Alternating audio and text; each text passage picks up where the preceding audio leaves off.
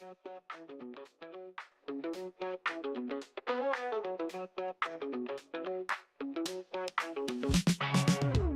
to the spot. It's time to ignite. Oh yeah. Operation Hangout. The feeling's just right. Chilling with the crew. We're ready to groove. Opinions flying high. Come on, let's move. Hang out all night long, all night. Laughing and debating, playing our song. Oh yeah. Share your thoughts, don't be shy. Don't be shy. Operation Hangout, let's reach for the sky. Let's fly. Pull up a chair, let's get in the zone. Voices blending smooth like a funky trombone. Oh yeah. Topics from the heart, making us think. With a twist and a shout, raise up your drink. Cheers. Hang out all night long, all night. Laughing and debating, playing our song. Oh yeah. Share your thoughts, don't be shy. Don't be shy. Operation Hangout, let's reach for the sky. Let's fly. Bring it down, shake it up, feel the beat. With every word we share, the circle's complete. Living loud, think it proud, that's what we do. Oh yeah. Join the club, come on through, we're waiting for you. Alright. Hang out, all night long, all night. Laughing and debating, playing our song. Oh yeah. Share your thoughts, don't be shy. Don't be shy. Operation Hangout, let's reach for the sky. Let's fly. Hang out.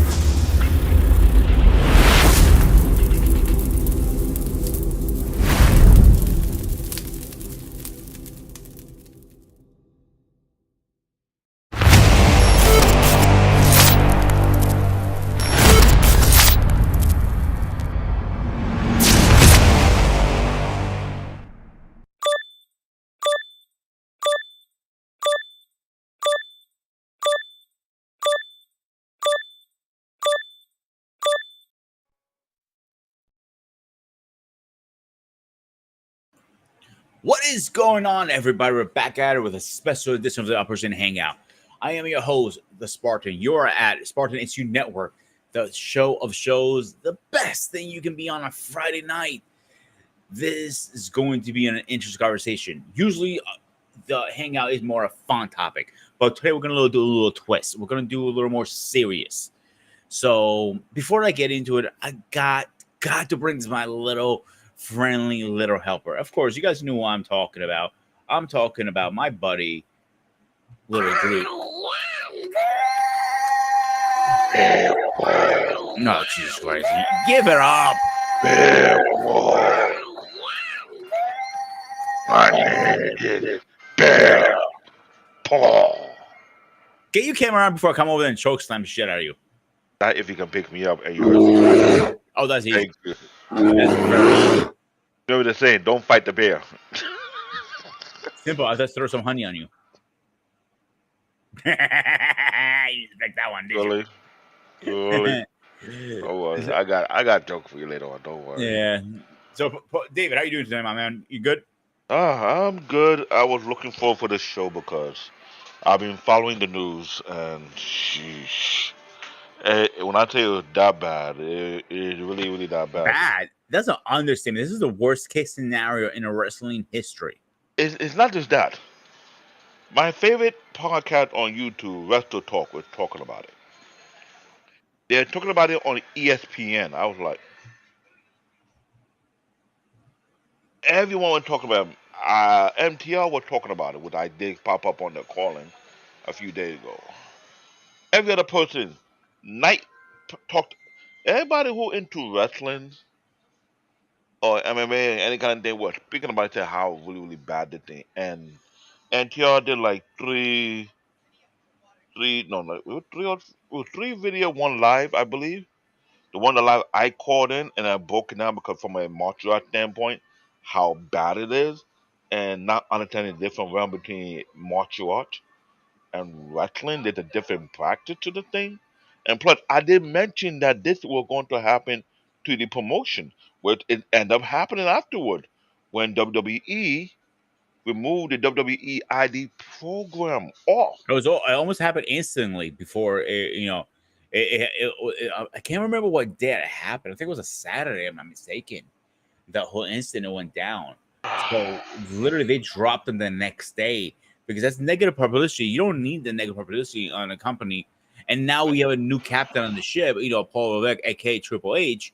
He definitely doesn't need. And the new, the And I mentioned this KO. also to MTR. Shout out to MTR.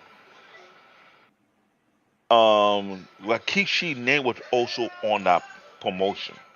On He that owns the wrestling lot. promotion. If I'm not mistaken. Us? He owns it. If I'm not mistaken. Because of that, that kind of like stained his name. It's like, how you do that? And Rikishi family is heavy. It's the biggest family On in wrestling. like, like, dude, what were you thinking? And not only one of the biggest, it was the biggest family, wrestling family in the business. They have multiple wrestling schools in different areas, hold by multiple different family members. Rikishi had his own. His uncle, right? Roman Reigns' father had their own. That many of the wrestlers came to. They would open up their business in their school to help others who are in need. But you do that thing right there and there. You don't think everybody have a spotlight on you, and everybody who's involved with it who did not. Let me put it like this. Everyone named in that situation who did not jump in and stop it as soon as possible, who just stood by and let it happen, they screwed. So it's a combination of stuff here because more stuff has come out. So the part that really aggravated me the most, if you watch the whole video from the can crushing to the point he's in the backstage, they're trying to calm him down, like yo, relax. Another wrestler, and if you don't know wrestling talk like we do, we might not be in the business, but we know talk at least. Can we agree on that, David? Yeah. Let's say we were supposed to hold a podcast here on a regular basis, but without the team involved, their schedule was not consistent enough to hold out wrestling Hang on. conversation. Before you get into that, hang on. Hear me out, right? You know the lingo of a wrestling, right? So you know where it means show color, get your pay, get your receipt, all right? When another wrestler was telling him, the young man, get your receipt. He took it for legit, like, okay, I'm gonna beat the shit out of him. Yeah, you know what? Yo, what? And like rip your shirt up, all that shit. When he jumped in the ring, like when another wrestler said it, Maven and another one said it.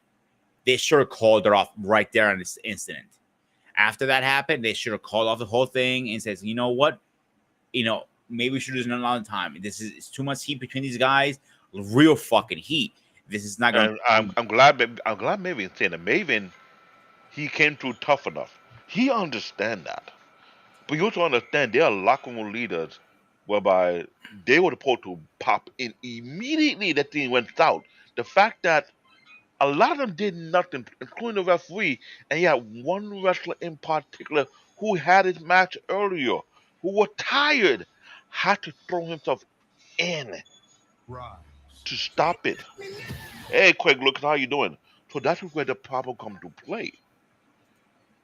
Because there's a great divide among the wrestlers in that promotion right now. Mhm. The one who will risk themselves to stop that thing from happening, they're like, wait a minute, how you have 1, 2, 3, 4, 5, 6 plus people in and out of ring, stand by and did nothing. I had to jump through. Here's one thing about Maven before we move on to that. Right, I'm going to that next topic in a minute. Okay. Maven did a live after he published his video. He got a lot of backlash for some reason, and I personally don't see why he got backlash. For what? He just said he was the way he came out of the video was like he spoke out of terms. He wasn't professional. He was, people say he was favoring. No, he didn't never said that. If you go back and watch the video, I'm speaking about me. Spartan is speaking about Spartan. So, at me as a fan and as a creative contact person, I don't think he said anything wrong. But he Here's the got a lot of problem. backlash. Here- Before we move on, I want to respond to this one comment. What happened to my hair? I got bored. Very simple. So you guys know I'm a professional chef, and when chefs get bored, this is the outcome. Next comment?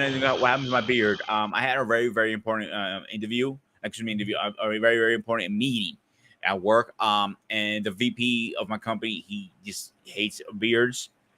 I would never tell everybody to shave beard off, but this is such an important meeting. I had to take the extra step. Sometimes you gotta do what you gotta do. I'm not a fan of shaving beards, and I kind of want to change it up a little bit too. Again, I got bored, like I said. Back to the topic, like I said. So he got backlash, dude. If you go back, watch the video. I think I can post it. I'm gonna actually put it in the chats. He got a you lot. might have to do that, but here's the thing about Maven. If anyone don't know Maven career, he was in WWE tough enough. He was the one who epically, it was an epic moment that threw the Undertaker over the rope during a Royal Rumble incident, and that scared the hell out of him.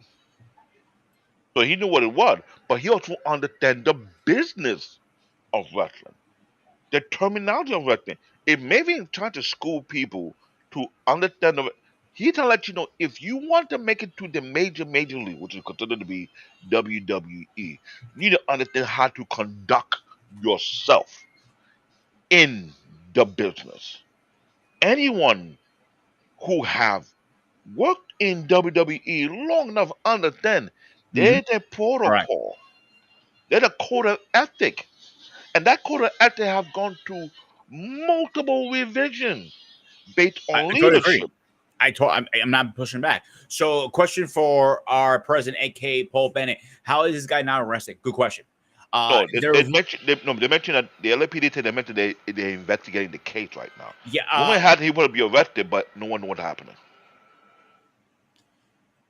So WrestleMania said last day in one of their videos, they're pursuing charges at this moment. One thing I can report is that Syko Stu is out of hospital. He's functioning good, and thank God to that. But they also reported he's also I'm not sure if this is facts or rumors, so take it with a grain of salt. They're saying he might be looking at possibility of a lawsuit against him, and he should because damages alone. I'm not a fan of suing people, but come on, dude, you gotta be responsible for your own responsibilities. It's one thing to tell them, yo, you're a piece of shit, you're a fucker or whatever. All right, it's one way to say words. Words can bounce off you very easily. We all know that. But when you put hands on somebody, that's the whole different game. And I'm talking not as a content creator. I am not talking as a human being. I am talking as a martial artist. And that's the difference. One of the comments is something a woman uses in the bed. Jokes about my hair. Jokes. And Bennett says, and give Rampage the father of the year himself. So here's the thing with him, his father. You can take it both ways. So the thing you want to take with him was he said it. His son is in the wrong. He's not denying that one bit. But he is a father end of the day. So he's going to protect his father the best he can. His son. What do you say about that, David? Because you're a grandfather. I'm a father and a grandfather, yes. And great-grandfather, too. But as a person who partake in martial arts, which was Shito karate, a huge fan in wrestling. And we know Rampage Jackson's history from Pride PC before he transitioned to UFC. And UFC have been purchased under the company called TKO, which also made a purchase of WWE. Mm-hmm. Rampage should know right there and there that is eggshell. of a situation. You are an alumni of UFC. You would know already the conduct of any MMA fighter who transition into wrestling business, how they want to conduct themselves, one way or the other. What his son did, what do we would expect him to do? No, let's be real here. This guy's an alumni. He might be a Hall of Famer already, and you don't want to do something that could, I don't say, put hot cold on your reputation with UFC, because right there and there, you know how UFC operate when certain people step out of line in a martial art arena, in the realm we are, and he did what he did. That is right there is baloney, but it's scary as hell. It's not a very simple, easy situation to walk on. If my son did such a thing like that, and he hit a messed up part about it. If you ever watch the MTR clips when MTR was reviewing what was going on, this guy was at the side of the ring while the show is going on, and he was live on the Kick.com broadcast, going back and forth, telling his audience what he was going to do to the guy. That was like, Oh, I didn't know that part. oh, All right, time out. So Rampage has not been inducted in the UFC Hall of Fame yet. oh, yet. And that means he don't want to jeopardize that. He might have to keep it distant, because if they want to inject him to the Hall of Fame, you might want to distance yourself from the top. I know it's shady, but your son was stupid, because when I first seen the clip of Roger, he was talking about he wanted to get out of the mud. He don't want to be under his father's shadow. The fact that came to mind, you got to be extremely stupid. Look at Mayweather. Who trained him? Mayweather Sr. Who made what he is? Mayweather Sr. Look what, talk about what you're doing. Do it on your own if you don't understand the conduct of the business. That is the dumbest thing to do. In present time, oh, I want to get under my. Okay, let me get another name. Let's leave. Who done it mentioned? Mayweather out of the bit. Charlotte Flair. Who trained her? Her father, wasn't it? Her father. Who gave it the in and out of the business? Her father. Who outshined her father? Her. So hang on a second. I want to back up a little bit. So I just pulled up an article from New York Times, New York Post. I'm sorry. All right, pretty good source. It says it goes UFC legend Rampage Jackson cut off contact with his son, saying he should spend a little time in jail for attacking pro wrestler. You got to give him credit when he's due to his father. And that was the right thing to say, because what he did. Let me mention all the wrestling promotion, and people don't. In case you don't watch wrestling, like some of us do, you got WWE, the one on the top. You got AEW. You got TNA Pro Wrestling. You got Defy Wrestling that located in Washington State. You got Triple A that got bought by WWE. Ring of Honor is part of AEW. That's another thing. You got New Japan Pro Wrestling. You got Wrestling TNA? Noah. I mentioned TNA already. No, I did. Okay. You got Wrestling Noah, right? And let's not forget the indies that you have within the United States as well in the UK. A lot of these wrestling promotions work within a network. The WWE ID is a new network that has been implemented, connecting to multiple wrestling schools. Perfect Mm-hmm. example. Reality Wrestling that's owned by Booker T. It's a wrestling school that breed new talent that may end up coming to WWE. That's now also part of the WWE ID network. Not Monarch Pro Wrestling School was under the WWE ID program until that incident. They lost connection to that network almost immediately, which means none of the wrestlers were able to go through the pathway like every other wrestling school that was given the recognition to be part of that particular network. We were able to go to the indies, but if your name pop up among the list of guys who were involved in that situation, you're not sure if the indie gonna distance themselves from you either. So That's I guess also again, complicated. time out. Paul has a comment here. He's gonna answer your comment. Actually, I like this comment. I'm not sure what the relationship is, but his son seems disturbed. First, is stepping away now the right thing? Where was he before all this? I will put this. There was a report that mentioned that there was a training session before that incident happened, and Roger Jackson had a concussion.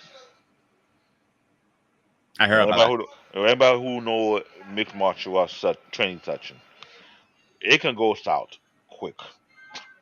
You can get Any combat sport can go south. Let's not no, use that no, as an excuse. no, Don't no, do no, that no. bullshit. I get it, but there's a level to it. Remember, we have boxing. Yeah. Now, boxing is not in the same realm of martial art because in boxing, you're dealing with a punch, right? In MMA or mixed martial art, it's not punches alone. Kicks are involved. The You can have a throws. miss the throw it too. You can have a mishap if you didn't block properly and a mouth will come in and it pass by your guard and hit you in places where it shouldn't be during the sparring session. It can prove a problem. See, I don't like the excuse people are using. He was concussed. Okay, so what? I've been cussed multiple times myself from martial art tournaments. As much you say you don't know what you're doing, that's bullshit. You're like in a daze, but like almost like a drunk state. And here's the thing. But you still know what the fuck you're doing.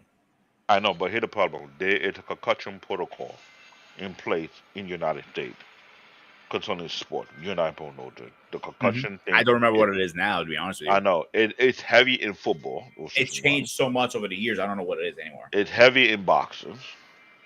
It's now heavy in wrestling because of some of the controversy based on how they address people who have concussion.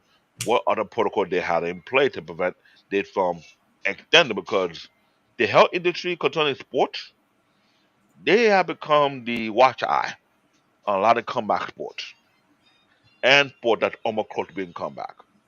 So under the United States soil, if you had a concussion, you probably any of the comeback sport arena, either be boxing, either be wrestling, either be MMA, or you're in football or any hard hitting sport and you have a concussion.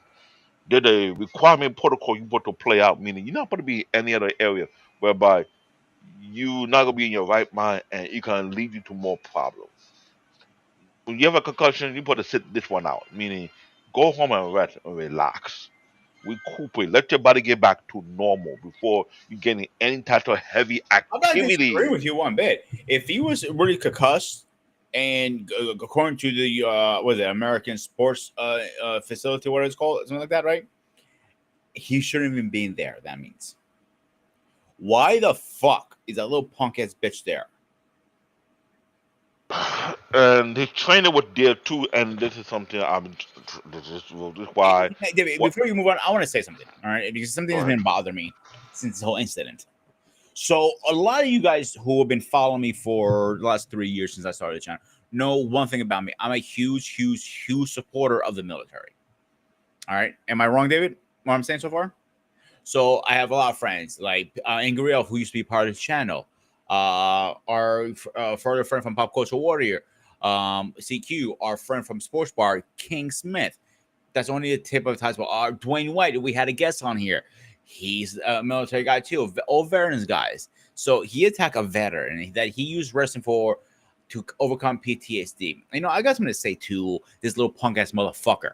Fuck you for doing that. Fuck you. You're a punk. You're a pussy. Attacking a veteran? Are you serious? You're lucky you're breathing still. I'm surprised the armed force has not come after you yet. You're probably protected. That's the only reason. You should be swallowed, you piece of shit. Go ahead, David. Now, ladies and gentlemen, let me explain why he's doing this with. A lot of wrestling promotions have been opening their doors for a lot of United States military veterans. WWE is one of them. TNA is another one. Every promotion opened AEW the does it. doors. We have wrestlers who are former military men in WWE, in TNA. He's the international champion in TNA. That's one of them. We have the infantry of AEW under FTP promotion, the both military individual and the both championship, the I'll give you trio this, David. championship. I'll give you an example. All right. This Okay. how good a military response. I'll give you two examples actually. You have a bunch of wrestlers who say, like John Cena came out saluting. That was his respect to the soldiers. Sergeant Slaughter. That's a whole different story if you argue if he was a Marine or not. I'm not gonna get into that debate right now. Randy Orton is an also a military guy, Marine, but he Marine. went AWOL. I understand that part. He That's was, that's fine. That's fine. Maybe the lifestyle wasn't for him. I understand that, but he still had respect for his time and service. He did. I and there was give you other, and there an was other wrestler who came from the military who wrestled in WWE as well. They had a good long list of them. Oh, there's a bunch of them. I'll give you a second a good example how supportive of the military are. So they had a CQ and a bunch of Wounded Warriors were at an event, a big event, and they were doing the fireworks and everything, and these guys literally dropped down to the ground, thinking they were back in Iraq, and CQ was like, "Uh oh," and that's the thing. But I do have some breaking news just happened just that's not even a second ago. It is wrestling news I'm going to talk about. There's a rumor that AJ Lee might be coming back. She's back. She's literally appearing as I'm thinking. I have SmackDown on my other screen, keeping up with the wrestling news. She literally just showed her face. I am not joking. I can't show you guys, but I don't want to get copy striked. But she is back. The rumors are true. So I just want to break that news really fast. But let's get back to our original topic. Yes, they are huge supporters of the military. There are a lot of people or in backstage or ex-military, current military, whatever the case is, it doesn't matter. But my point is trying to get to is what kind of balls you have attacking a veteran, a PTSD veteran, an army veteran. You're lucky you survived that. You punk ass little fucking cunt. Yes, I said it. I don't care. I got striked. I'll take the strike tonight.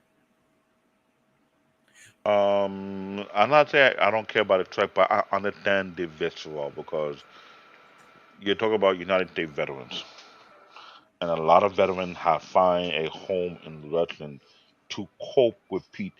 I don't think people understand PTSD from a military point of view, how heavy critical that situation is, and how hard it is for a lot of people to transition from the military to civilian. Some have found wrestling as a outlet to help them cope with PTSD. Dude, a lot of And them come up with like theater games is one of them. video games another one too. Yeah. I see Q did a racquetball for a little bit. That's another one. There are a bunch of different bodybuilding. There's so many shape of ways from you outcome of PTSD. And a good friend of mine, Nemo. He's from the WFT Nation family over on that side. He found video games as a big outlet because he I don't want to put his business out, but he was struggling a lot coming out of the military. So And shout out to, don't forget this one, Mandrell. Mandrell is like my twin brother to me. Mandrell again, he's For the another for the military guy. BMU network. We He's got the guy Mandrell. who We got Coach Frey. he's a martial artist, but also into boxing. He got a Golden Globe in boxing, and he do Brazilian Jiu-Jitsu. He's another guy who's heavy in the MMA side of things, and a big fan of wrestling as well. So he understands it too as well. Which he can pop up for this show if he hears this show. But this is a very, very big, critical, and controversy issue. If you don't understand how the veteran United States military people operate between the Army, the Navy, the Marine, and the Air Force, and they find such out and they meet together because wrestling have been a thing all thanks to WWE because they do this thing every single year for more than a decade. And that it became an outlet for a lot of other people who was leaving the military, then they could also do wrestling them, and they found a way to cope with it. If WWE was full, there was TNA. If TNA was full, there was AEW or Ring of Honor, and there was many other promotions. Here that there, I didn't even notice. Swerve Strickland is from the military. He do well in wrestling. There are a lot of wrestlers in the wrestling industry who are from the military who are able to transition into wrestling So I and pulled play up the a great list right career. now. The most of them, like, and this might be a little off. We can read them Um, out. okay. Lace Evans, he was a former WWE. Marine. Randy Orton, Marine. It says Brock Lesnar, but I'm not sure if Brock Lesnar was. Served in the United States Army and had a background in. Bobby Lashley. Yeah, I remember Oh, Bobby Bobby Lashley. Lashley. I'm sorry, not Bobby. I'm sorry, I missed. I just got too carried on. That was my fault. Mosine Ford. I'm not familiar with him at all. Melissa Ford. What Yeah. do we? Oh, okay, okay. I know who he is now. Okay, I saw a picture. Now I know who he is. He He's a Street Profit. Marine. Yeah. Legend veterans. They call it Jesse Ventura, Kevin Hmm. Nat, Sergeant Slaughter. Sergeant Slaughter is not been proven to be military or non-military. That is a gray area, so we're not going to touch that. Let's skip that one. Road Dog, Marine. Did you know he was a Marine? To be honest with you, veteran got in. Pronounce that wrong. I know it. If I see the picture, I know who he is. Okay, I know this is an old school wrestler. We're talking about back in the 50s era. Hmm. He was a Marine. Yes, Marines. A lot of fucking Marines. Petty Sanders. I think that's an old school one too. No, he's a newer one. But he was from the 90s era. I know who this guy is. If you and the line was Zepp Kunling. He was the U.S. Army 25th Infantry Division, and during the Vietnam War. So there's only a type of iceberg, you know. The guy has a big mustache. You know what I'm talking about. He says, "We the people." They used to come out and salute. Forgot his name.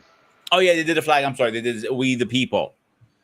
Let me see if I can get some more up here. I got a few more here. Current ones. I tried to get my assistant. Harvey Ray served the military. Lou Steele served the military. Gino Garbadi Garbadi served the military. From the WWE from the World War II Korea era. Vietnam era Jetty Ventura named as James Janos. You also have Randy Ladd. Freddie Blassie. He was one. Now they say Slater served the Pope Vietnam to go for his real name is Robert Remus. Corporal Kitchener is Michael Penzo. Modern era is Randy Orton, Steve Cutler at Steve Compete, WWE, Leighton Evans, Montez Ford versus Kenneth Crawford, WWE. He part of the Street Profit. Rob Van Dam, they're not sure but trained in military program. Brian Road Dog RTC James, most likely. JBL, John Bradshaw Layfield, He was service. I civilian didn't know he support wasn't. of the military tour but not enlisted. Shad Gasper served briefly in the Army National Guard before pro wrestling. Thunderbolt Patterson is also there. Bobby Lashley is there. Strickland is also there. I forgot the two new names for the infantry who won the Ring of Honor Trio Championship. That's another list. There's a lot. There's a lot of wrestlers who are in the military, either be the Army, Marine, Navy, or Air Force. Bobby is more stood out because he was in the Army, but he's big. And not only he did wrestling, he did MMA. He did both and. That was the difference. That guy's well decorated. Not only he did WWE, he did MMA. So everybody want to sleep on Bobby Lashley? Good luck with that one. The Almighty Bobby Lashley will crush you. Pun intended. But if you dig more and more and start find out from every promotion out there, then you start to realize there are more people who have served the military who have found another mean to cope with civilian life through wrestling. And what Roger did crossed the line on two areas. One with the wrestling part of it and the one with the United States military part of it. So when you have the Sparta showing his visceral, if he wasn't showing it, how many veterans are looking for him? The veteran community is very, very thick knitted. They're thick, they're strong, and they're united. And that's the problem. And if I was Rampage Jackson, you just one person against a thick community who have been existing for how many decades? Who people who risk their life to protect your freedom, and this is how you. So I understand Mr. Paul Bennett questioning, but Mr. Paul Bennett, I'm also you should know this is like been a hot plate and a rock situation. How you pick, and this is the thing I know that when I seen the video, Raja was too hard headed, too entitled. This is something I've been trying to speak about by the new generation, or the entitled generation. They get so entitled that think they deserve everything on the silver platter, but they don't want to put in the work to earn it. And the fact that your father was trying to give you pointer and you were being hard at, dude, your father before he was in UFC, you don't know what it's like to be in Pride FC. Pride FC was more difficult than UFC, and you have no idea what it's like. This is why young generation who think he know it all than those before them who have been there before them need to show homage and respect. What you're supposed to be doing is sitting down at his foot and collecting as much knowledge as possible. Because you can make some mistake like this one that could end Mistake. your. I say mistake being political. This No, should I'm be an no, ending I know, I know, I know. career. I'm being political about it.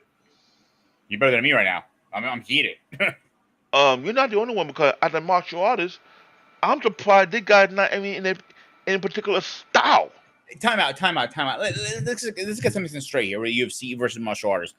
Please don't offend me like that because those guys, most of them don't have a black belt degree. To get a real black belt degree takes a half a lifetime. You know that, David. I as know, well as and I I know do. that. I know that. This is why I have a favoritism to one championship over UFC. Hang on. Back in the day, before UFC was UFC, there was a War Martial Art tournament. And most people know it, most people don't know it. It's fine. It doesn't matter. They don't exist anymore because they went out of business. But you had to have a black belt, number one. B, you had to compete in tournaments to earn points. Like NASCAR, think of it almost. Every race you win, you win some tournaments, you second place, whatever. You move up a point, and then you get pre-qualified to go to War Martial Tournament, whatever tournament. Let's say the bodybuilding. You have other ones you won't earn points. You go to Honor Classic first. You earn some points at the pre-qualification for Miss Olympia. Same other concept, all right? There are different ones. I can't remember all the names. It's been so many years. Yes, I am that old. So to have a guy, most of these UFC fighters are thugs. Street, I can't say it any better. The street thugs who can fight. Some of them can fight for real. Some of them cannot fight in the street. They can fight in the cage, but can they transform that in a real life situation? I No. have to agree with you that way because there have been this annoying talk about, man, I don't need to learn no discipline. No, let me give you a real story. It happened in high school. I have seniors who were looking down on me because I was into Shichua karate. If anyone want to know the history of Shichua karate is one of the 5 original karate origin based in Japan. That is number one, so you need to understand that. Two, the stuff I was being trained under my senpai and my sensei, we were taking a code. We took an oath not to use it outside the dojo or use it to oppress or how you want to say bully anybody. So I have 2 seniors who tried that with me, and I have both of them on their behind the worst way possible. Now I could have abused it and got myself kicked out because if you don't notice this by now, there's a reason why they have martial art training in the military. In real martial art, we were trained to actually be a weapon, hands down. The exercise routine, the training, the body conditioning, the stuff that we had to put ourselves through. It's ridiculous. It can be highly barbaric, and it leaves with long-lasting pain or severe side effects that stick with you the rest of your life, depending on what you were put to do. And trust me when I say that we were trained to know how to pull our punch. When there's no restraint, you ask anybody who was on any part of discipline in the real martial art, they will tell you under United States law, we're not allowed to get in any type of situation that could lead us maybe to a 10 or 15-year prison sentence. But we're It really literally a depends on the weapon. judge, and there's a lot of things that they leaned off on him over the years. I heard about that, but still, I'm not gonna take that risk. I'm not Yeah. taking that risk. I know it was a rumor for years and years and years and years that martial arts had to carry this card called your licensed martial art. That was a myth. That was never a I know real. that was a myth, but at the same time, I was told the same thing. But I said I wasn't gonna do it because I want to keep myself under low radar. Because first If and you foremost, remember the movie called Never Back Down oh yeah, with the UFC thing, Michael J. Wright was in that movie a couple of times. was he in it? I can't remember. He the same guy who did the Spawn movie. He was in the Never Back Down movie. Yeah. He that big dude who originally from Brooklyn. One of my managers used to train under him when I was working at Centennial Bank. All right, let's get He's this a guy real. in here. Give me a second. Let me get Paul in here really fast. Ladies and gentlemen, please rise for our president. Paul, what's going on, my man? How are you tonight? Yeah, we hear the Just give sound me 1 effect. second. You might have hear an echo. Just give me a second. Yeah, take your time. Hear the So sound effect. I want to bring this movie up for a reason. If you remember the scene in the movie, he gets in a street fight. He was being a punk. He thought his skill wasn't good. He kicked some guy's butt. And they caught it on video. He gets back to him and kicked him out of school. He literally kissed his teacher's ass to get him back in. And they told him, listen, you fight again, that's it. And the day he was going to fight, listen, if you come back, if you fight this fight, I may not let you back in again. I'm sorry, Paul. Go ahead.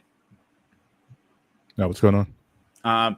No, we're going over the whole incident with Syko Stu. Yeah, for sure. Yeah. Yeah. I'm actually a little heated. You know how I feel about the military people. So, yeah, I'll put it this way. We got on this, bro. I know you had a couple comments in. Well, it's a very upsetting situation. First and foremost, I mean, the law should come in. He definitely needs to be arrested and in charge. Now, what you do with him based on his mental state, because I saw that the most disturbing thing was what I saw him saying after it was over.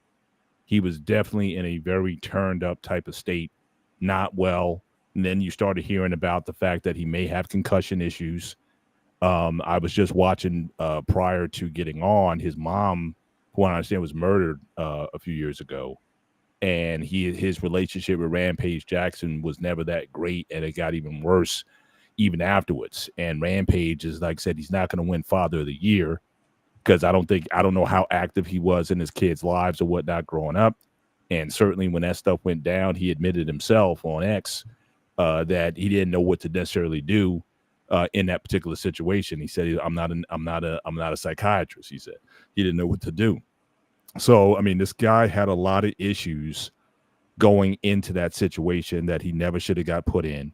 But again, he did what he did. So I'm not saying that, definitely arrest. But what you want to do if you want to put him in a psychiatric institution or something. But, certainly he needs to pay for what he did. That was one of the most disgusting things I've seen in a while. But this is a guy who's dangerous to the public.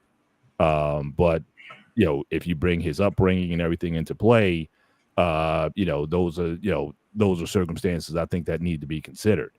So you talk about Rampage Jackson and whatnot. Like I said, I've never been a big fan of his, but what kind of father he is or whatnot, or now the fact that he's saying, oh, well, I think he needs to be arrested. What is that to say in that particular situation? Well, again, where were you or up to that point? You already admitted that after his mom died, you weren't necessarily the greatest father in the world, didn't know necessarily the deal with the situation. Obviously, you weren't with the mom necessarily at the time either. So, but that happens with a lot of these athletes. They go out and they father's kids that they're not ready to be fathers for. And then when they find their kids in trouble, then it's like at this point in time, now you want to sort of break away from the situation. So I, again, I don't know, how to deal with that. Initially, his initial thoughts was just like, look, that's still my son. I'm going to support him and whatnot. And then 2 days later, he's saying, oh, well, he needs to go to jail for a while to consider what he did. I mean, that's not fathering to me. That's not good parenting on either side of the, on either way you look at it. So, so I'm not saying that justice doesn't need to be done, and justice will be meted out in some ways. But I think just everything that led up to this is to me, it's somewhat tragic that you have we talk about mental health in this country and guys spinning out of control, and someone's going to say, well, yeah, well, I've grew up tough too, and I've never did anything like that or whatever. Well, look, you never put in that position. So, so that's kind of my thoughts on it. It's just bad situation. But yeah, he needs to be, he needs to be dealt with, whether it be by the state or, some take the psychiatric route or take the prison route. I don't see how prison's going to help him out. So again, he definitely needs some attention, and it seems like he's a guy who's been looking for some sort of attention that he didn't get. And like I said, the biggest thing was afterwards or whatnot, he was like, just talking to himself basically. They keep turning to him, I'm gonna turn up. Like he was just like in a different space. And mindset. So here's my little issue with that right now is now all of a sudden after the incident, the concussion came out. Bro, you don't need to cry. I'm right here, man. You don't need to cry. I'm right here, bro. I'm on your side. I got you, bro. I'm like, you need a hug? Want me to give you a hug? But joking aside, I hate when people start using mental issues and concussion after the incident. Like Maven and some other wrestlers who have podcasts said it. If he's concussed, why did he go out? And after the whole Ken incident, why did you still go through the scene, the skit, or whatever you want to call it? They sure pulled it. Yes, he's I'm not sure how old the guy is, to be honest with you. 25. So he just became a man, literally. His testicle just dropped finally. So because I don't think you're a full adult till you're 25, because your mature level is still pretty young under that age. That's my personal opinion. Yeah, but the only pushback I would have on you, I mean, who's going around talking about, oh yeah, I got concussed? I mean, nobody goes around admitting or walking around talking about what their health history is, especially if they're concussed. So again, I mean, that's something that. But again, if you can go back and cite it that he's been diagnosed with concussions or had it, then what difference does it make if it comes out now or later? He either had it or he didn't. If he was diagnosed, the only issue with that I have, if they still have to get cleared by a professional medical before they do anything in the ring. Not in these indie promotions. Are you kidding? They're not. This isn't WWE. This isn't even AEW or Ring of Honor. I'm not sure about that.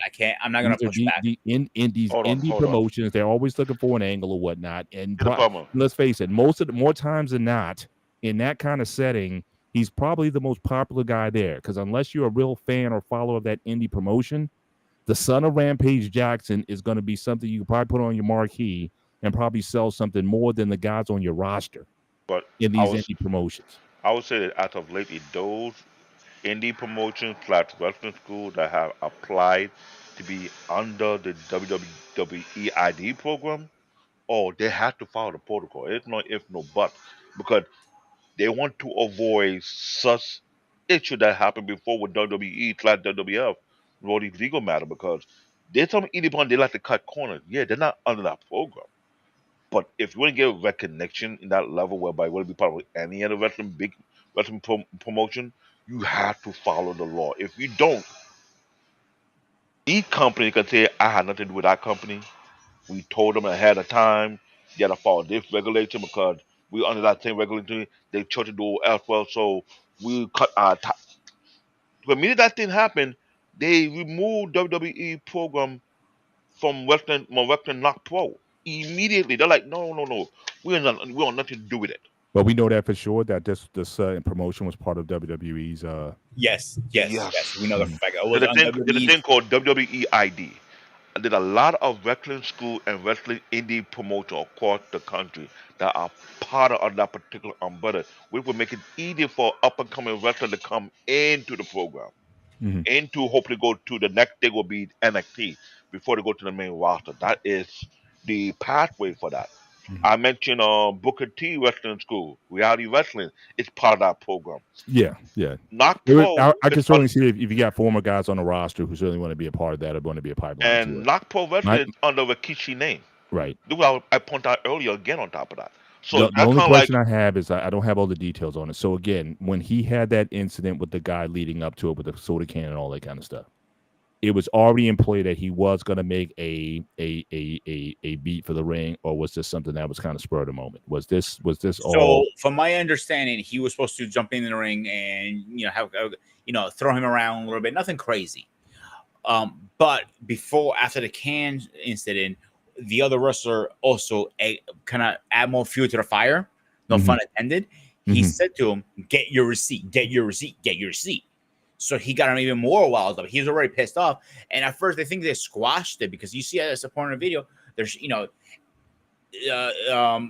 Syko Stu realized, okay, he's not selling. He goes, "Why are you not selling, dude? Come on, like we're trying to sell here." And he realized, like, no, that's not cool. And he's stiffing up, like, and then Syko Stu realized, okay, I went too far with my skit. So he went he put his hand out, I apologize. He was the better man. He realized, okay, I screwed up. I'm sorry. And then a few minutes later, they were shaking hands. They were cool. Then the other wrestler goes, "Get your receipt. Get your receipt. Get your receipt." Okay, you're egging him up, egging him up, egging him up, egging him up. And right before that, he was heated. And if Mhm. he was like, he's heated, now if he's a cuss, like you guys said, and if he has mental issues, now you're adding not fuel, not not gasoline, not diesel. You're adding fucking dynamite to that situation. Right, I got it. But this sounds like it was still a runoff. I'm sorry, a one-off. Yeah, it Right. was supposed to originally, yes. Yeah, but so I can definitely see. So if you're gonna tell me that even with this certification program that WWE has and that this program is apparently under, that it's going to apply to this situation that was probably thrown together. So the guy's not part of the roster. Mhm. He's not part of the promotion. It's a one-off, and basically, they're gonna invest on him getting a concussion protocol before they let him in the ring. I don't think so. I think there was some corners cut. I think the fact that this is Rampage Jackson's son, I think this will be real cool. If we can get him a part of the action, it'll get some heat and it'll get some notoriety They went on top. on it. I don't think that they went through all of that. Now, if he was going to be an active wrestler on the roster, then I can see them saying, okay, because again, those tests, I mean, that costs money. Who's going to pay for that? I mean, these promotions don't barely have enough money or can barely draw an audience. Where's the money coming from to even get these concussion protocol tests that they're talking about? If it's not going to come from WWE's not feeding them. And so you're going to take a guy from a one-off and you're going to go through all that for a one-time event? To me, the numbers just don't add up there.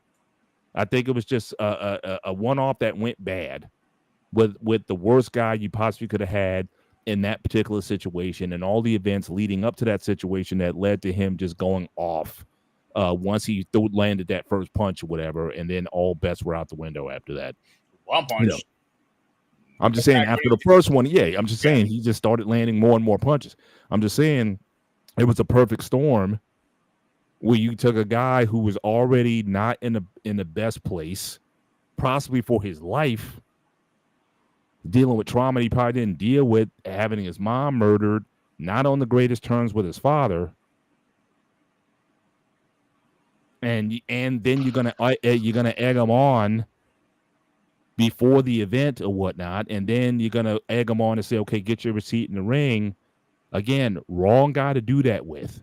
But who's gonna go into that background and take all of that into consideration? But you say, I think this would be a good guy to get into the ring. I didn't know about that part. That his mom got murdered. I did not know about that part. Yeah, Rampage. I was, like I said, when I came on, I was just it was just on X. Rampage was on X talking about that his relationship with his son has not been the same. That his son has actually been distanced from him since his mom got murdered. And I don't know how many kids the Rampage Jackson has, whatever, but just has the feelings that this is not necessarily the closest of relationships. I don't know if the guy was with the mom were they together, were they married at the time? Nobody, but he basically said after that he didn't know what to do, and he tried to try to cheer him up, but he didn't know how to get him, I guess, the attention or the professional advice that he needed at that particular time. Mm-hmm. And if you're gonna add concussions on top of that and all those things, it's like a powder keg that blew up. And again, I am not saying that he does not need to be tried and he does not need to pay for what he did. My only question is he going to pay for it in, again, getting in a mental institution to get the help that he needs, or are you going to put him in prison, which I don't see I don't see how anybody is better for that coming out. So I think there's a lot of extenuating circumstances that I hope they consider when this thing is brought in, if he is arrested and brought in, and what they decide to do with this thing. And also, a lot of this is also going to depend on what the guy who was assaulted, whether or not does he want to file charges or not, or is he going to come to the guy's defense and say, hey, just give him the situation, let's just drop it and move on. Then what are the prosecutors going to say then? And if this guy says, okay, thing they reported about Syko Stu when he came out of the hospital yesterday, that I'm not sure. Again, I'm not sure if this is a rumor or proven facts. He was talking. The WrestleMania said about possibility of a lawsuit coming in effect. Mm-hmm. I don't see how. From who? Syko Stu for damages. No, I get that, but I'm saying, but who's going to sue? Now again, because then he doesn't have any money, and again, the fact that Rampage hasn't been necessarily associated for a while, he's not going to sue Rampage. The only thing he possibly go after is if he wants to go after the promotion.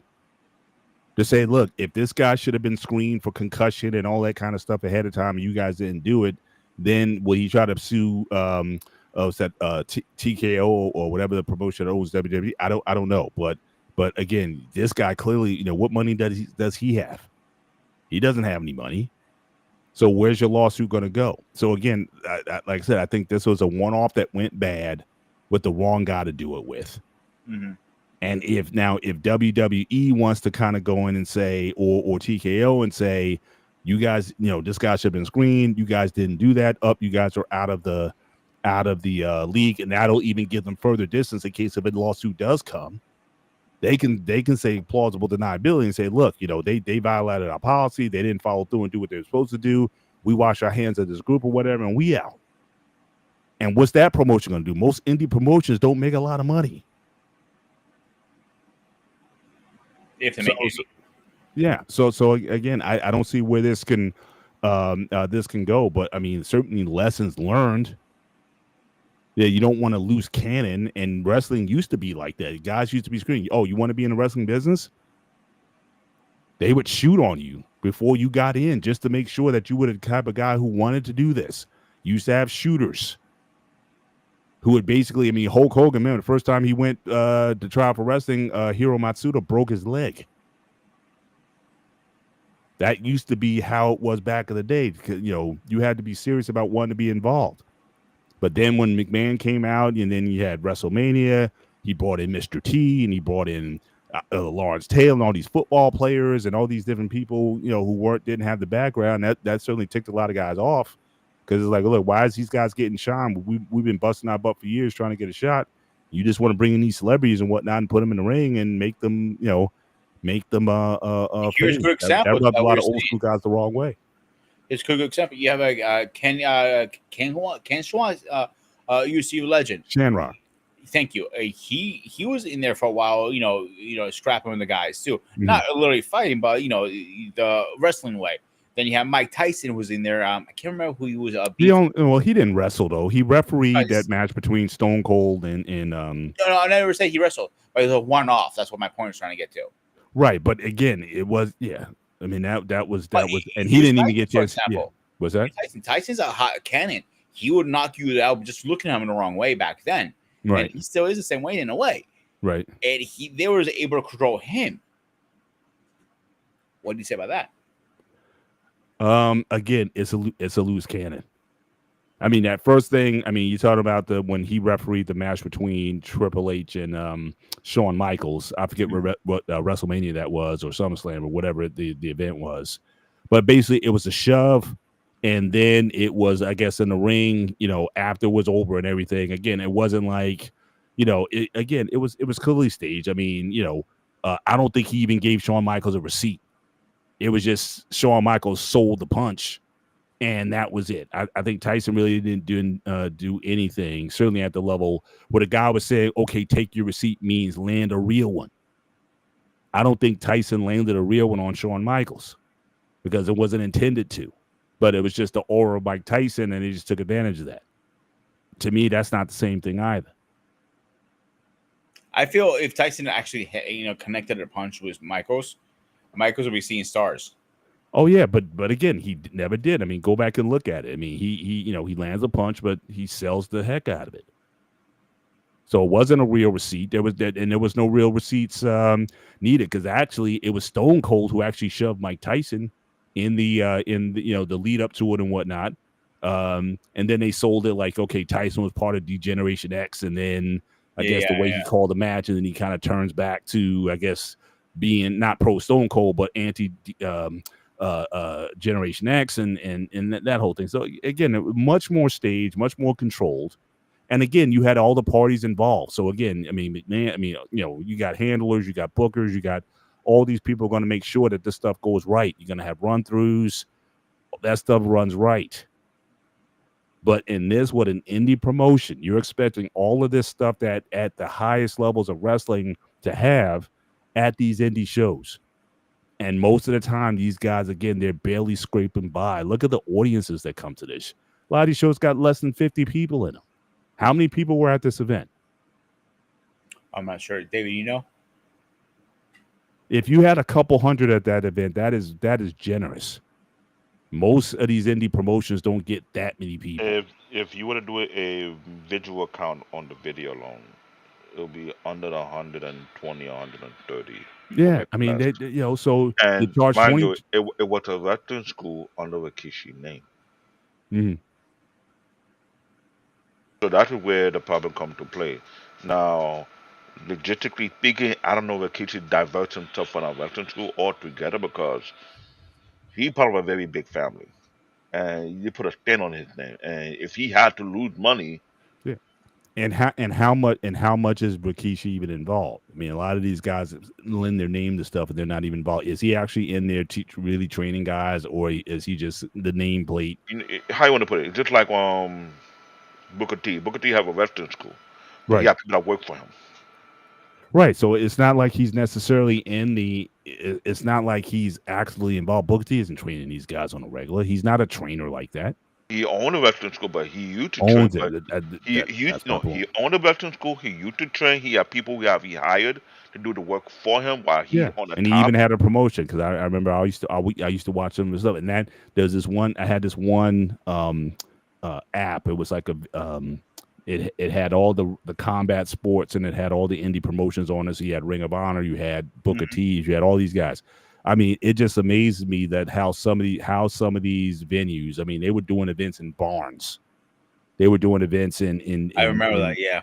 in high school, not even high school gyms. I mean, it was just like rooms, like literally like office space. Like some office space rooms. I mean, not a lot of not a lot of sizzle at all when it comes to what these indie promotions do. There's not a lot of money there. That's why I say if you want to do that on the regular, watch any of those documentaries on YouTube about guys trying to make their way up through the indies and whatnot. It's not, it's definitely it's not to make money.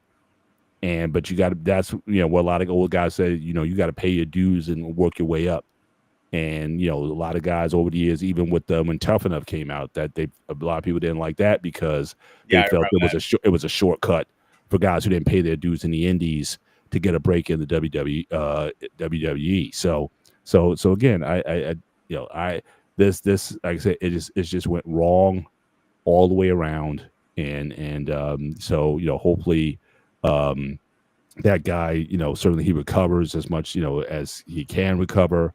Who is he going to sue? I don't know, because that if it even touches or sniffs WWE, they're going to just divest themselves of it and say, look, they're not a part of us, cut the relationship or sever the tie, and they're going to might be associate, but they're not responsible. They but just from a lawsuit, that's not, well, that's, we can say that, but again, that's for a lawyer to prove.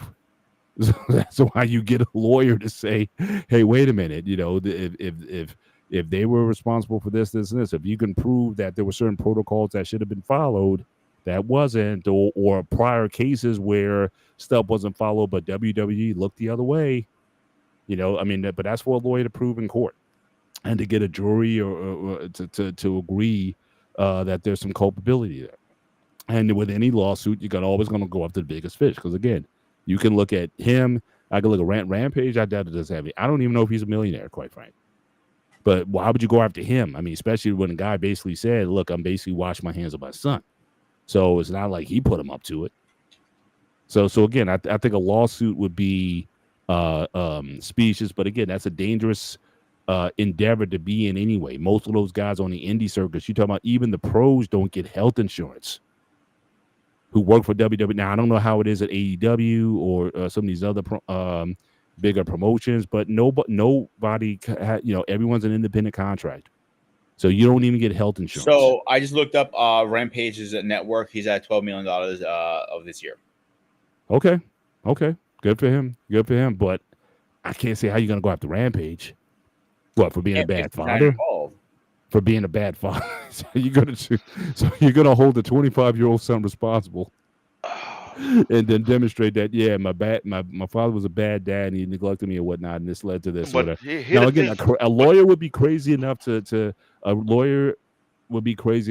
that. But here's another thing. There's a clip on the video whereby he was telling his father he want to get his own career out of the mud. He want to follow his footsteps, because I remember Rampage did challenge him, and Rampage is actually full, so he just want to see how much do he know to understand. But the way I'm looking at it, the Spartan said, Peter said, he had been distancing himself for a while. He went to do things on his own. So it's almost like, this is what I was calling, this is the biggest mistake he made. You enter that sport you have no clue about. And this is a problem. Your father had been there longer than you before you became a seed. And they don't want to be under his tutelage. At least he give you the heads up and line up with people who understand the business better. You chose not to. And you went to the wrestling promotion. It's a wrestling school. But we all know that a lot of MMA fighters showed up to help promote a school or business or promotion, hoping it will bring some kind of star effect to it. But we're not supposed to cross the line, and you crossed the line right there. So what more is to be said?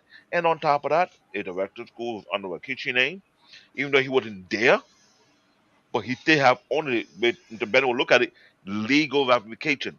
Who owned the school? Well, under the WWE ID program before they got disconnected. I think, again, I'm not a lawyer. Here's a couple of comments here. If he has to go off anybody, he can go only off the school, the owner of the school, or the Rampage son. Okay, whatever his name is. Second, I said it earlier, and I'll say it again. The problem with UFC, all these guys are street fighters. They're not real martial artists with discipline. And we are aware of that. We're aware of that. Disagree? If you Go want to ahead. say that, look, I think most martial artists can't fight. Oh, don't you even go there with me So again. I'm just saying most martial artists can't fight. Yeah, they can. I'll No, prove they that any day cannot. wrong. No, they cannot. You I'll get take certified it. in forms, and I'm not saying, look, don't take it personal. I'm not saying you or David, because it's from what you guys have described, you guys were in some pretty competitive schools that actually taught the art of fighting. But a lot of guys, you can go to a lot of these schools and get your taekwondo belt or whatever and not know anything about fighting. Okay, so here's a misunderstanding with katas, forms in your eyes. All right, forms are actually techniques you learn to use into Spartan. So people don't realize, like, it might be look like fancy moves of in the naked eye. And I even asked my instructor, Master Ray, like, why do I need to learn this kata? I don't want to learn it more kata. I just want to learn. I just want to spar. That's all I wanted to do. He goes, okay, fair enough. He goes, and he claimed to me, do me even fair. Let's do traditional, Form 1 white belt. I'm like, why? Just do it for me. He comes down with a punch, and I just I went into a block into a punch. That's the first two moves in there. It goes, and that's why we do katas. They teach you the fundamental of the technique. So katas are technically the stepping stone of fighting, believe it or not. And they might look fancy to you because Look, you don't know. I'm giving you perspective from martial artists. I can give you several martial artists who will be like, again, most people who study martial arts cannot fight. If you don't do wrestling, if you don't do boxing, because those are really, if you want to talk about martial arts on the masses, those are the only ones that actually teach you how to fight. And any martial artist worth his salt, if you're not going to combine wrestling, which MMA does, or boxing, which MMA does, into your overall, so I don't care what you do. You want to do taekwondo, you want to do kung fu, you want to do whatever. If you're not going to incorporate that into your fighting, then you're not a fighter. One thing I will agree, I don't think you should study one style. I think you should practice different styles. Sure. Mixed martial art, I totally agree. Saying, but as far as foundation, boxing and wrestling, getting a guy on the ground and being able to use footwork and fight at a distance and throw punches and whatnot, those have to be part of the mix as well. And again, this isn't me. I can give you several guys, they have their own perspectives on this, and they several high-end martial artists that say this. Most martial artists cannot fight because they more times than not you don't have to. Sparring, I mean, unless you're going to be in there with a guy who's going to be throwing real punches with real intent, it's not real fighting. The only time I've seen like real martial arts, like for real, you got to go back to like the 70s and 80s. If you go back and watch a movie, Fighting Black Kings, came out in 1975. It was the Kyokushinkai full contact martial arts tournament in Japan. And it was like before MMA and everything. You had guys coming from all the disciplines, karate, kung fu, jiu-jitsu, or whatever, all coming together, full contact. If you watch the video, guys getting knocked out, guys getting jaws broken, guys, I mean, just real. No, this wasn't point fighting, the real stuff. But certainly it's a big step up from point karate. But that's there, point karate. I mean, you're not even supposed to land a punch on a guy in point karate. But if you look at Olympic karate right now in the Olympics, there's no contact. It's not full contact. Every tournament I have been to is full contact. I said the Olympics. I'm just saying the Olympic karate is point karate. So there, you're not supposed to make contact in point karate. That's not what it's for. It's not full contact. So again, I'm not saying that. So again, I agree certainly that guys who get black belts in certain disciplines and multiple black belts and all that, I'm not saying that they're not disciplined or what have you. But I don't want to crap on the MMA guys because those guys, certainly whether you come from a wrestling background or a boxing background, and then you're going to incorporate these other skills into it to make a mixed martial arts, jiu-jitsu or whatever, I got to give credit to those guys. And I would more times than not If you're going to put those guys against your run of the mill martial artists from any other discipline, karate, kung fu, jujitsu, the only guys you might be able to who might be able to compete is those the Thai boxers, because those guys, that's full contact, using And I'm every glad part you of the body mentioned that. to I'm glad hurt you people. mentioned there are two promotions that bring in real martial artists and they spar among them. The one is one championship promotion. The spot to know about it. There's another one in particularly.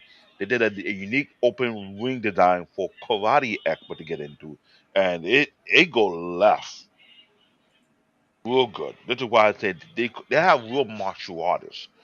One championship is completely different from UFC because they had, if I remember, because they had three different styles. You have the kickboxing style rules, you had a mixed martial arts style rules, and you had a Greco wrestling style move.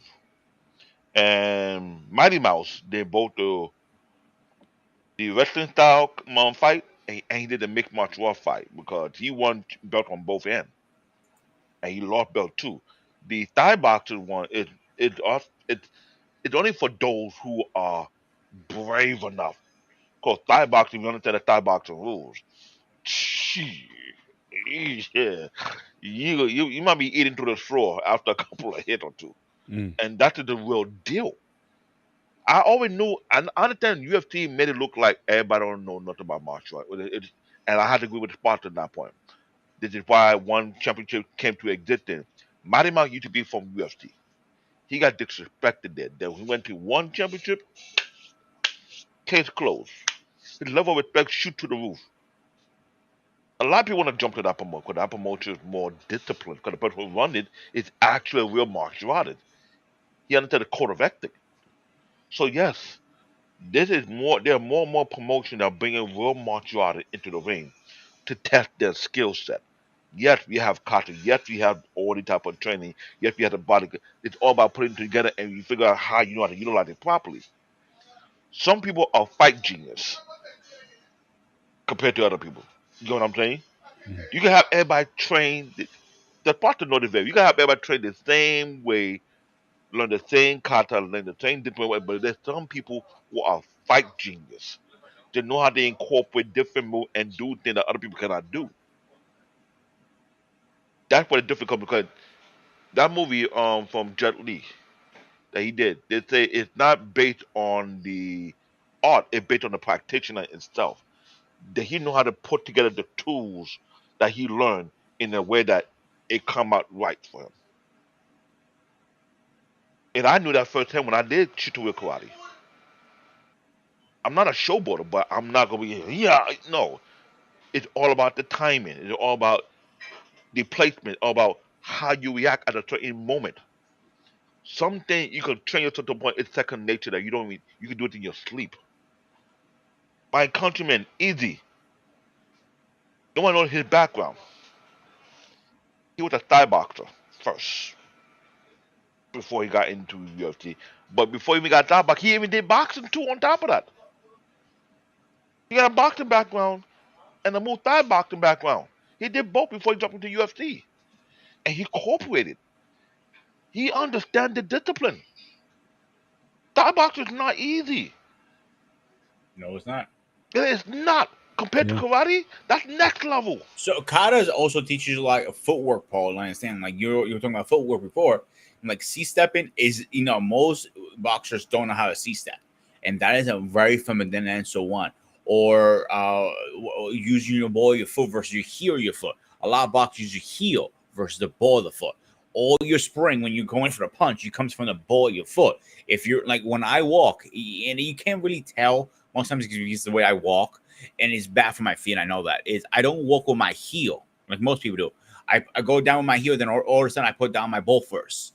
And people look at me like, "Are you really?" I'm like, yeah, it's horrible for my feet. I know that, but that's how I was trained over the years, and it became nature for me. Now, so when I come to self defense purposes, if somebody comes at me, I'm in the ball, so I can go right into a punch or a throw, whatever. So are you right? Most fights end up on the ground. 95% of fights, yes, end up on the ground. You're 100% right. You need at least a background of judo, Greco wrestling, or wrestling. One of the three. or grappling. Excuse me, no four. You know, if you have something like that, yeah. The nice thing about mixed martial arts, like my style, my side jiu jitsu, it has good judo in it. It has side jiu in it. It has VR jiu. All that stuff are in there. So like one of the instructors I knew, Master V. I never met him personally. He schools out of Brooklyn. The little sucker for a he was 5'1" or 5'2", 110 pounds. He could throw David on one finger down easily without losing sleep. I won't even try that because that's what happened to me in college. I had a guy who was smaller than me pin me down. And here's the thing: as strong as big as I am, I had a hard time getting up from a just to move that he did on me. That he sat down me the whole time in a way that I could not move and touch him to buy him a drink. Now, Mr. Bennett, you know how we black people are, right? With our pride and our ego. How will you feel if someone who pinned you down and no matter how much you do, you couldn't move and he's drinking on top of you? What did that go through your head? Tell me how that feels. That I can't get up. So you just, You I'm not. I'm look. I'm not. and that's the Truly thing. in the. If I can't end it, I'm a. Make sure it ends. I'm not going to just keep fighting and struggling when there's no And that's the thing. when I there's no felt point to that it. pain so much to the point where I thought I was lifting heavy weight. I said, how did this guy pin me and I couldn't use brute strength to get out of there? Yeah, it's tough. It's absolutely I, tough. I was almost broken that day. Mm. I talked to my son about it. I said, what do you do? I use all my he said, yeah, I know. And I use little to no I'm like, what do you do? Like I thought I was getting pinned down by a brick and you were doing I was frustrated. I'm an African guy. I don't like to lose, but that was embarrassing. And I get it. He have a jiu-jitsu background. I had a jiu-jitsu background. Man, Joe, who doing karate, boxing, and jiu-jitsu, he would tell you there are some moving jiu-jitsu that there's no coming out of it. Once it's placed properly, you're neutralized. Yeah. Unless you're superhuman. So I get it and I understand it. Some of us took an oath not to fight because complication. Some of us took our oath too serious. And yet, we talk about it all about the Republic Yadakari idea. I know it could be a myth, but I did not want to get in a situation where if I get arrested for hurting somebody and turn to find out they look me up and find out I was trained to do X, Y, and Z, was similar to the Marine, the military, and boxing and rest. I don't want that headache. So I keep a low profile on purpose to avoid fighting. Now, if I'm forced to fight with my life depend on it, then by all means, I'm blacking out. I'm coming out on top. If you end up in a wheelchair, it's not my fault. You provoked me. Straight up. It put to be a last resort to be used. Not something to be That's why martial art, like I always say to you guys, is self defense based, not offense based. Every like Michael J. What is Michael what? Michael J. White. He Yeah, the actor of Spawn. He yeah, and talks he's about a it. real martial artist, a real fighter too, and he explains how katas work. And like I said, katas are a form to teach you the techniques of punching and everything. If you do sloppy technique in your form, you're not gonna be able to punch correctly. I've seen people break their arm literally in a speed bag Hmm. because they're saying, because people think you're punching, you need to punch, with these two. No, if you punch with these two, you're gonna break your wrist. The eye knuckles. This is why they're strike with the eye knuckle. So this is not a straight punch, believe it or not, Paul. Bend first is a straight punch because the way your skeleton is designed, and from your footwork all the way straight up from your hip bones and everything, that is a straight punch. And like people looking noise down, like, oh yeah, Some let's try it. people broke their wrists from punching the wrong way. That's why when you fight, like, I can't show it too well from my angle right now. It's when you punch, punch like this. You punch like at an angle almost, like on a 45. It is Like a twist. There's a twist or force to it, but the thing yeah. is, So when I you was taught I twist, was taught to base it because he said if you don't do it properly, unless you want to have a new wristband where you have a case every now and then because you don't dismantle your wrist or you mess up your elbow. Because I remember one time, you're not gonna believe it. They had a kicking, what do you call it, kicking glove or kicking pad. I overshot the kicking pad and hit my senpai on the elbow and I messed up his wrist. And that's possible. And that happens. based on the impact. The impact I gave on. He said it was good, but it was heavy. So to So mess up my senpai because I hit him on the elbow, I didn't broke his elbow. The shockwave went from his elbow straight to his wrist, and I it's a funny bone. dislocated it. Yeah. So when you twist, post, you understand, coming from here into the twist, when you hit the compact and you're twisted, it's ripping the skin slowly, and then you're gonna bust him right open. And that's the point of the reverse punch. You know, this is not a straight punch. This is a straight punch. Well, the bend in the elbow is a straight punch. And people, you know, as much as you want to sit back and go, we're going back for all this all day long in you. But I'm telling you, like, if you put a real martial artist, a real fight martial artist in a ring, he's gonna have it up their edge. And here's the funny thing about it: you have martial artists who you detect into breaking competition. I see the breaking, but either they punching it, or using their forearm, or using their elbow. Now, to break more than 2 or 4 bricks with a fist, that's even hard to do. I'll give you a better one. Your palm. That's even worse. We never did breaking in my dojo too much because it's like my master was trying to be a ghetto Mr. Miyagi. We used to call him like bricks to hit back. I go no. So what's why are you hitting a brick for? What did a brick ever do to you? I'm like Jesus Christ. So we never really did about demonstrations or anything like that. Rarely, a once in a blue moon, we should do them. But he goes, you can break with an elbow very easily. A forearm very easily. He goes, a punch a little difficult. A palm. If you can break more than 5 through a palm, I'll give you $1,000 right now. He said to me. That is not easy. Trust me when I say that. No, and I watch a lot of breaking competition. Looking at the angle of how they punch the brick, I would tell myself, if he'd have missed it by 1 degree, that go his wrist and his knuckle at the same time. And if you season the brick, and by season I mean harden it, is even 10 times worse. So there's no if. If you watch the whole realm of martial arts, if you're not doing kata, you're doing breaking. Now, breaking is one thing. I'm not gonna go into the ice breaking. Ice is worse than bricks. I think ice is kind of fun to break. The condition of folding ice and you hit. And you saw video on YouTube, you have people in Thai boxing kicking palm trees and breaking bait. This is why I say Thai boxing is the next level. If they can break baseball back with their shin, they're breaking 1, 2, 3 at a time. Imagine you apply that same force on the human body. What do you think the outcome going to be? That's why I say when people in training martial arts, you are trained to be a weapon. Period. Some don't want to fight because they took it all a little bit too serious. Imagine me, I had a background in Thai boxing, and I was living in Thailand. I was going to kicking palm tree, doing all the other things, breaking baseball bat.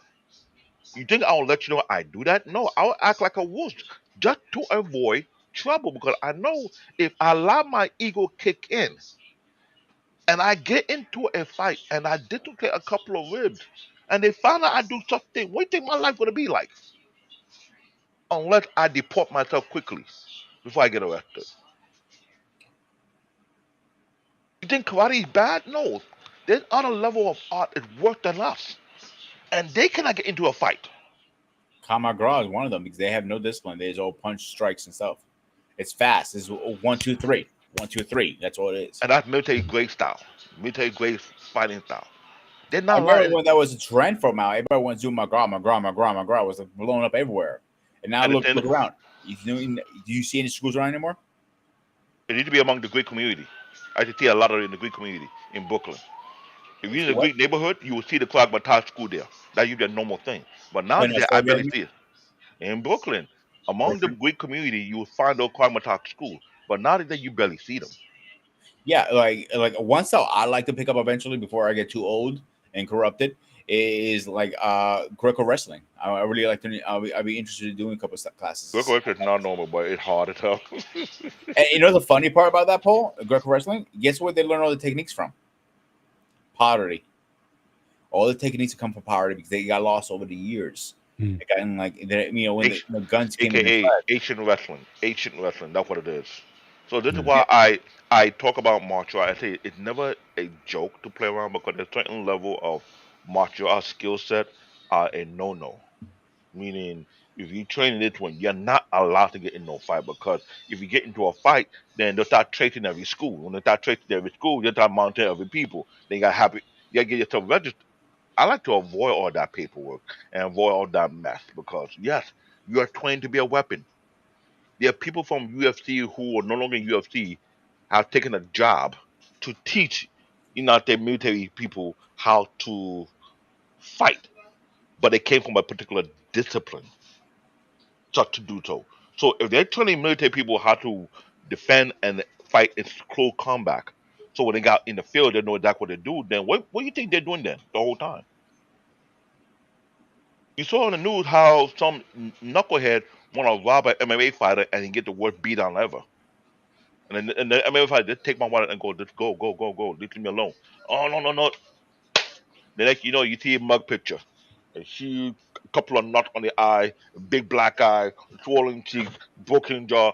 Like, do you ever people are thinking, oh, MMA fighter not really fight until they decide to, okay, perfect opportunity. Let me make a Pakara portrait. Now, if I watch the MMA industry and I did fight a couple of fights on TV and I retired from it and someone want to rob me, I'll tell you, please take my wallet, take my car, and go. Just leave me alone. Now, if you push me, there won't be no mug shots. You'll be on a stretcher. That's facts. I want to make sure of that so that when you get discharged, you're not walking, you're on a wheelchair. Because nobody in MMA wants to be bothered. You know how it's like carrying a heavy weight over your head. You're trained to be a weapon. You're not allowed to get into no fight because any small mistake, you screwed. Look You at know better. the Irish Punk. Oh, he runs his mouth so much, but he's not a good fighter. Come on, Conor McGregor. Yeah, he's a sloppy fighter. How many fights he lost and he won? Think about it. I know Eddie talk negative about him, but Eddie know if you go to the other promoter like one championship, he's not gonna last long because there are real disciplined people over there who are part of a particular school.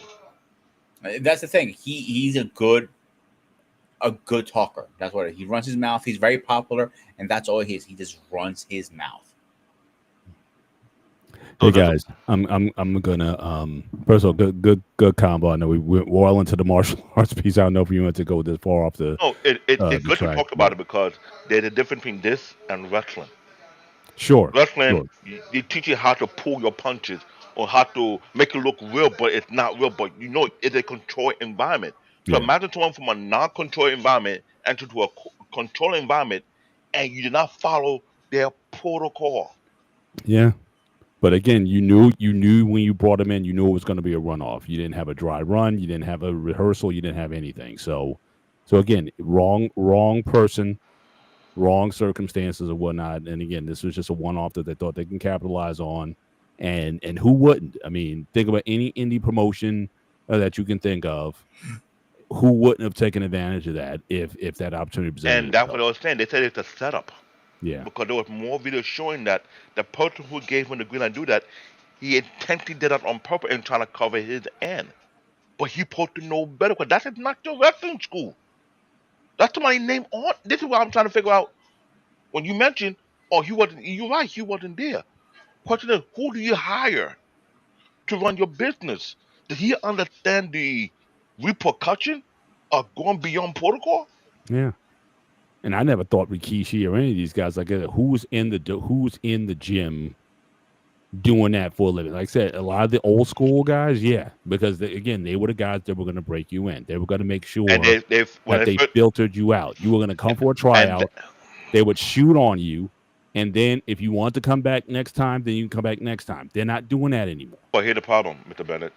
So many people started that way first until the rest of school start to grow. When they start to grow and money coming in, there's a concept of let me just be the boss and I hire people who understand the business to do the work for me. That's not Booker out. T, And again, I that's know, I know, I know you don't may not like it. Booker T did just that. Look Yeah, how we are. Look how and God forbid if something happens in that situation also, because again, and I totally agree with you. I think Brook Day is a little exception to that rule because he's kind of 50-50. He's in it, but he also does behind the scenes. He's not in it like when he was at first opening.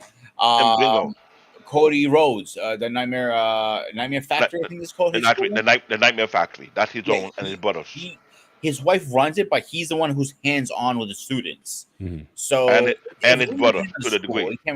He can Al Snow, same thing. He has his own promotion in school, but he's very hands on. There are a lot of like now Undertaker with he teaches now, and he's hands on. His wife too, hands on, and then like And they had a what is LG something. They done that new program they're doing right now where they have legend and features. that's what I'm talking about with Undertaker and stuff. There's a lot of wrestlers who came from WWE or all the big promotion. They created wrestling school to train the next generation. Some are hands on.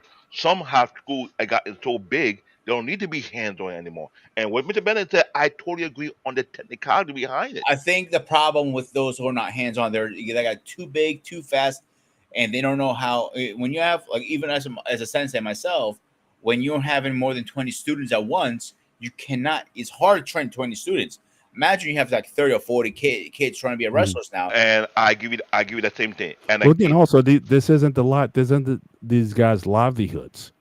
It might be a revenue stream, but it's not your livelihood. So you're not gonna put everything into it the way if this was your baby, if this was your bread and butter, how in you some make case, money. I would A lot of these I guys are agree. already kind of set. This is maybe their way of again staying relevant or keeping connected to The the rest only of the business. pushback I have to that is Al Snow does this for a living.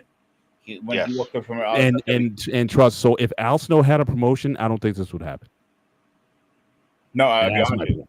That's And- my point. and If Booker you're not T- if you're and not Booker T- going to be invested, if you're only in on name only, and guys see an opportunity and they're going to take advantage of it and whatnot, it's not the same thing. But Al, that something like that wouldn't get past Al Snow. And Booker T's fall in the same category because it wasn't for Booker, him. I don't know if let me tell you why I say as he's in the invested as Al Snow is. let me tell you, he's halfly invested, but here's the thing.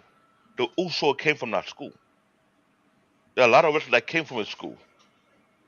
So because of what he has done so far for the business, that WWE allowed him to be commentary in WWE and NXT because they're bringing some of the wrestler protege from his school to join NXT or any other program they have available. Let's look at the performance center of WWE. They have multiple trainers who are former wrestlers whose job is to train them. And Triple H and Shawn Michaels will sometimes come by and check. Because when you have people who understand the business doing the training for you, while you being there, it kind of like cover your end to a certain degree. Mm. And I remember one particular trainer, he got fired because of he used to be a wrestler for WCW. He the one that Goldberg beat before they started that streak. Something Belmont, I forgot his name. He was a trainer for the performance center, but until something happened and they let him go. So I'm getting that same thing happened at Knock Wrestling. You have people who are former wrestler or part of the wrestling industry or who have the resume say I could be part of the training. This is what this we might have another show and talk about the wrestling school concept and how it is being break down. Because when you first started, it's one thing. When your school grows, it's another thing. Mhm. You can't train, like he said, you can't be the only one training 20 wrestlers. Dusty Rhodes, when he was in NXT, he was nothing but what do you call her? He was just like an advisor. I mean, he wasn't Bingo. training He people. had an advisor role. He comes in for a day, he speaks, and that's it. But he's not getting on the mat with guys. He's not shooting. Like I said, you go back to like Vern Gagne, who trained Ric Flair and all those guys. Again, when wrestling was, like I said, it was an exclusive club. And again, the shooting aspect of it to let you know if you're gonna come in here thinking I'm just an entertainer, they will let you know real fast in a hurry that yes, if I put this hold on you, yes, I can break your arm, I can take you out, I can snap your neck, I can do whatever. They wanted you to know that.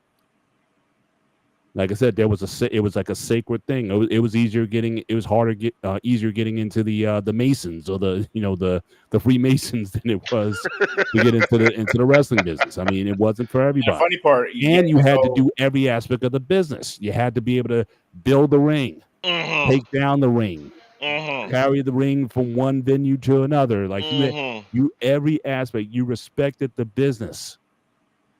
But when it became sports entertainment, I think some of that got lost.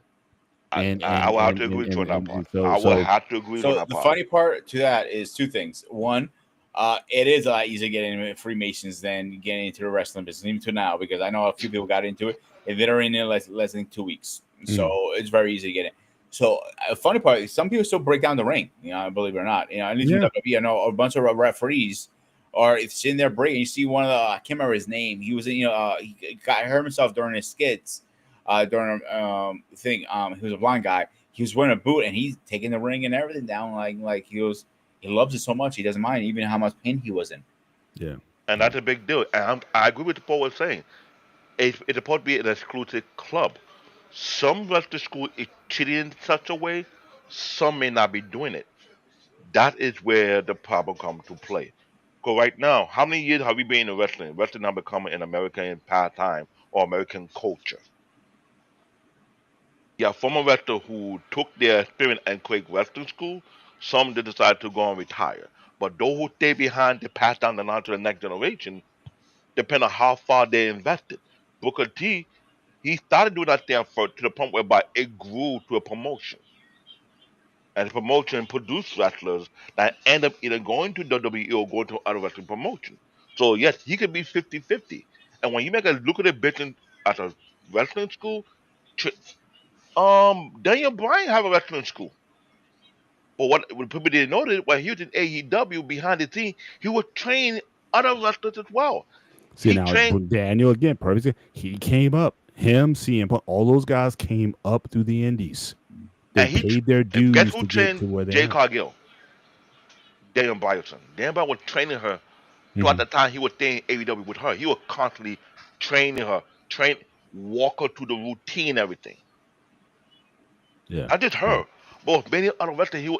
Everybody keep picking Dan Bryan, like, how you do this move? How did I do this? How he has to show, and everybody know Dan Bryan is a very technical wrestler. Yeah. All the way through. Yeah. So listen, guys, I gotta run. I No gotta problem. run. I'll see you guys possibly tomorrow night. I'll step in for the hangout show. What's the topic tomorrow night? I'll tell you 1 second. Let me get my schedule up, and I think we'll start closing out, right, David? Yeah, we start closing out because I know we had to talk this one up, but you make sure you have the difference between wrestling and martial art because people think it's close. It's not Actually, that Paul, close. you don't want to miss this one. This is gonna be a fun one. Actually, is forgetting cartoons that we left behind as kids, like Rugrats or Scooby Doo's. Oh right. no! I'll stop a bit on that one, but I'll see you guys. I'll see you guys later. All right, David, you got any last words before we close out? Last word for tomorrow's episode. Please don't mention no weird ass cartoon that I just don't like. Me that heard that topic. Hold on. Anyone who was an 80 baby, 70 baby, 90 baby, you know damn what I'm talking about. Certain cartoon was a All right, let's do a quick schedule update, guys, really fast before we get out of here, because he's going to keep talking our ear off. Tomorrow, like I mentioned, is going to be a Forgetting from the Past, old cartoons like we grew up on. Sunday and Gray is a call-in. Please call in. Jump in and you guys like talking shit. Here's your opportunity to talk shit to my face for once. Monday we're off. We'll be back on Tuesday. Thank you. My brain just froze. reboot. Do women protect men? David had to run off. Here, boy. You want a treat, boy? Come back. There you go. So, and Wednesday, are you guys back from your break? We're back on Wednesday. We'll get the title before Monday, so we'll work on this. But that 2-day show, I'm about to walk off because if I hear anything stupid, I will walk off. I'm like, and I gotta talk to Paul and Coach to see what's the next topic for their show is. So we'll be a show. So don't worry, I'm gonna be posting stuff very soon. Except that, I'm guys. sorry. You wouldn't need to play any clip because we were so deep into the conversation because it's a very critical topic. I had some clip available, and I would say look for the live in calling and the timeline. The one I was on. Let me see if I can remember correctly. Give me a Hey, second. David, how about we do a part 2 next Friday? You can do a part two. All right. I would mention if you see the one that they say Roger Jackson, did he go too far? 43 minutes and 5 seconds. I was on that call with MTR, and I had it saved up for that because I came in as someone who into martial. I had to explain to him that this is not no small issue. This is a very big deal, and there's a barrier between martial art and wrestling. A lot of people don't know that yet. Oh, So I'm not. Yeah, it's a big barrier. But for now, let's come back next Friday. okay, they lightly struck and caught him, and the nature said, "Do not respect bear paw." Sorry about that, guys. My thing is acting up. So we'll be back next Saturday. We're gonna be doing a show at 8:30 versus 9:30. I mean, next Friday 8:30. There was 9:30 for a part 2, and I think we'll be able to finish this series on that. Yeah, because Except this. that And Mandrell, please come. I know you. I'll reach out to him. I have his number. No problem. Except that, David, last words really fast. That's what. This is a good topic. Everybody enjoy your weekend. Please do your research about this topic because this, in case you want to get into wrestling, this is something you want to be careful of. Do your background check on the wrestling school and get yourself into. That's number one. Number two, make sure what they're asking you to do is within your means of doing so. Number three, this is a lifetime. I can't get a lifetime purpose. This is a lifetime dedication because getting into wrestling, it's no joke. And those who ever made it, they will tell you how much prompted the business is, but also how taxing it is on the body as well. Facts. Which So, that's as always, my final guys, thought. and I am the Spartan. He is Black David. This was Spartan Stu Network, a special edition of the Hangout. I'll see you guys tomorrow. As always, stay fresh, stay safe, and I'll catch you guys on the next one.